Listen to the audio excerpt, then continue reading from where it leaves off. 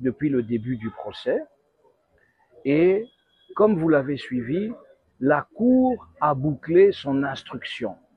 L'instruction, c'est cette étape dans le procès où la Cour voit les accusations que le ministère public a, c'est-à-dire le parquet, c'est-à-dire le procureur général ici, pour lesquelles il a amené Constant Moutamba devant la Cour.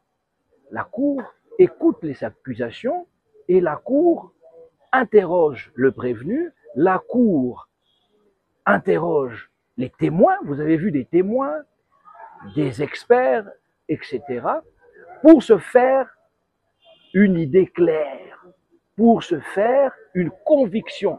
Parce que la Cour, comme tout juge pénal, elle va trancher sur les accusations qui sont portées contre Constant Moutamba dans son intime conviction.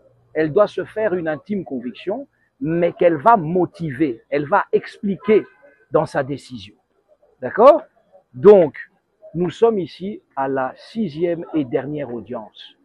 Parce que après l'instruction, vous avez suivi le ministère public dans son réquisitoire, c'est-à-dire dans son acte de procédure, dans ses déclarations où il demande la condamnation du prévenu et il s'en explique. Il donne les raisons pour lesquelles, dans les faits, comme en droit, le prévenu doit, selon lui, être condamné et il requiert une peine, n'est-ce pas? Il fait une réquisition de peine, n'est-ce pas?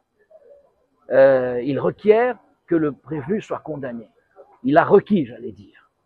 Et vous avez suivi, il a demandé que pour toutes les raisons qu'il a expliquées, que Constant Moutamba soit condamné à 10 ans de prison, etc., privation du droit d'être candidat, droit de vote, etc.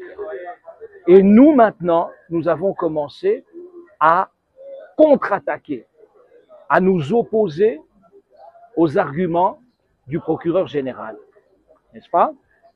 Donc, celui qui est là, il est premier avocat général, il est avocat général, c'est un magistrat du parquet général près la Cour de cassation. Mais on l'appelle à l'audience Monsieur le procureur général parce qu'il est le représentant du procureur général. Donc, et parce que là, c'est son rôle à lui. Donc maintenant, les plaidoiries continuent et à la fin, la Cour, avant de prendre l'affaire en délibéré, pour une certaine période, vous l'entendrez, c'est-à-dire pour qu'elle aille réfléchir à sa décision et prendre et rédiger sa décision, motiver, parce qu'elle doit motiver.